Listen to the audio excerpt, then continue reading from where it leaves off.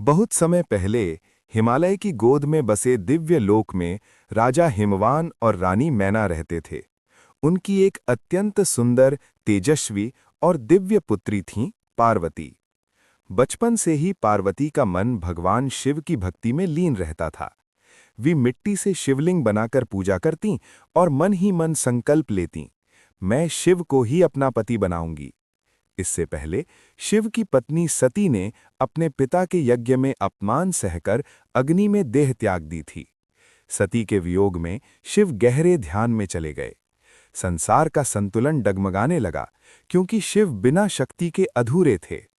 देवताओं ने विचार किया, यदि शिव का पुनः विवाह न हुआ तो संसार में असुरों का आतंक बढ़ जाएगा।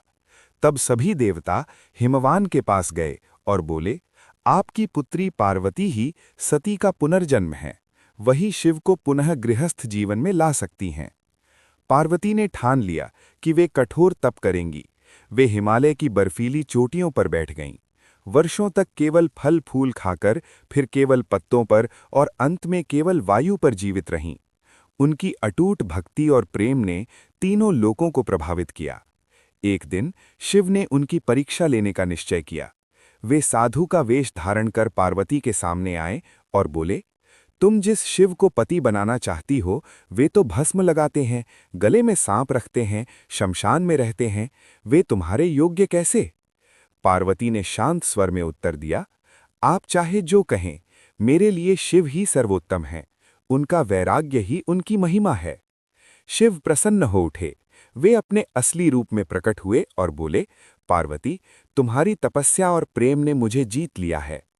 जब विवाह का समाचार फैला तो देवताओं में आनंद छा गया। इंद्र, ब्रह्मा और विष्णु सहित सभी देवता विवाह की तैयारी में जुट गए। शिव की बारात अद्भुत थी। उनके साथ भूत प्रेत, गण, योगी और साधु थे। शिव बैल नंदी पर सवार थे। जब ये बारात हिमवान के महल पहुंची तो रानी मैना घबरा गईं। ये कैसी बारात है, उन्होंने सोचा। तब विष्णु ने समझाया, शिव भले ही सरल और विरक्त दिखते हों, पर वे स्वयं महादेव हैं। शुभ मुहूर्त में मंत्रोच्चार के साथ विवाह प्रारंभ हुआ। पार्वती ने शिव को वरमाला पहनाई। आकाश से पुष्प वर्षा होने लगी। देवगण नृत्य करने लगे। हिमालय की वादियां हर हर महादेव के जयकारों से गूंज उठीं। शिव और पार्वती का ये विवाह केवल दो आत्माओं का मिलन नहीं था, ये शक्ति और शिव का संगम था। ये प्रकृति और पुरुष का संतुलन था।